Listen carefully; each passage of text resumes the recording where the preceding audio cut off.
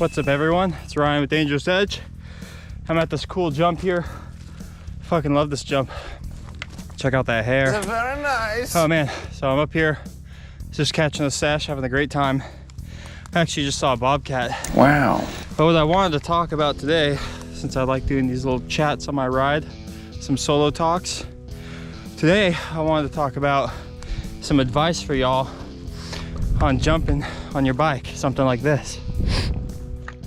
Now, I'm a person who is very skeptical of his own abilities, and a lot of that is because of slams in the past, you know? So usually it takes me a lot of convincing to get to a point where I could jump something like this, and it did take me a lot of convincing. I had to wait until I saw some other people here do it, and I was like, all right, I'm gonna do it. And so I'm gonna just speed around some tips I'd like to give y'all. Look at this crazy hair, helmet hair. So tip number one is, you know, do some mock-ups, you know?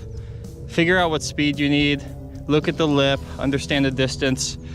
You know, a lot of people can just kind of send it by watching the guy in front of them without checking the jump. And I think that is actually a really good tactic. But the problem with that is sometimes you're just not prepared, you know? That's a risk on top of a risk. So I would say, oh, here's another jump, by the way. This one's new. When you're looking at something like this, you know, what I like to do is I like to ride down as if I'm gonna jump it, and then ride this area. And then when I'm riding around it, I think about if I was in the air. So I'm like side by side the jump to see, okay, that's how much air speed I need. You know, like mock it up a bit. Figure out exactly how close you can get to doing it in your head without actually doing it. And that'll help you when the moment comes. I like it a lot. Next thing is to relax. When you hit jumps, you don't want to be stiff. That's always the worst thing. You want to hit it as if you hit it 1,000 times, you know? You want to go off the lip, relax, spot your landing. Don't really think about falling.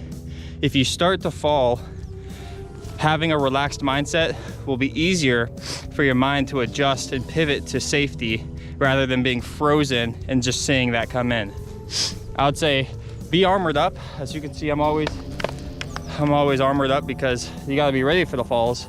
And I wouldn't be able to do half of the stuff here if I was naked. You know, the armor really helps me with any doubt. Be like, all right, well, on this thing, if I cased it, I know I can do this all day. That based on how fast I'm going in the impact, my armor will significantly buffer the blow. So armor's a big help. I think riding with people is really good. If they've already jumped it, that's probably the best thing you can do for yourself. Pretty much every new jump like this one, I've only done it I did it the first time with someone right in front of me. And that helps me visualize, like that's gonna be me in half a second watching whatever they do. And when you see someone else pedaling and you're going a little faster than them behind them, that's like my ultimate comfort zone, because I know if they're gonna make it, I'm gonna make it, and then some. Because sometimes you hit the lip wrong, it's really hard to pump it perfect the first time you hit it. So that's some of my advice. What else we got? Hydrate, obviously. Hydrate, maybe eat before or don't eat before. Sometimes when I eat, I get tired, lethargic. I didn't eat today. I just had a cup of coffee and came right out here, and I feel great. Yeah, baby. I've been, honestly, I had probably my best run today, from the very top down to about here, a little farther down. And at the end, I was so exhausted. But back on topic, right? So jumping new jumps. Another thing is that when you hit a new jump, you're probably gonna quote unquote black out.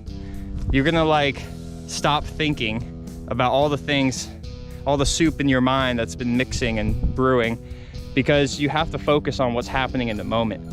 So, you know, I think give yourself time to digest the risk, digest, you know, everything you can. So that way when you're hitting it, this is all internalized, and you're not realizing things while you're in the air. You know, you're not realizing in the air that you should have worn knee pads, you know, like that's not where you want your mind to be. So what else? What other advice? Tune your bike. Tuning your bike before a big jump, any jump is really good. I really gotta check mine more often. Sometimes I just kind of wing it and scare myself a little bit, you know, but it's been working great today. But my life is good. Really I don't know if I have good. any more advice on jumping. Jump other jumps before it, you know, like look for another double with a lippy lip and give that a couple runs, you know, before you try one like this. From what I've heard, this is the same kind of jump as the 50-footer. So I've been really trying to hit this one and kind of get like, I don't know, my confidence up. Man, I was really hungry for it today, but no one's here. So I was like I said, I need someone to run in with. But it's looking smaller every day. The rain kind of made like these veins of, you know, like how the streams work. They like carve into the run up. So I don't want to get my wheel stuck in that or something. And it kind of makes me nervous. But yeah, I think short and sweet, like that's all I have for you today on, you know, my advice on jumping on a mountain bike. Hopefully it helps. I might have to watch this video sometime just to hype myself up, because you forget a lot of these things in the moment.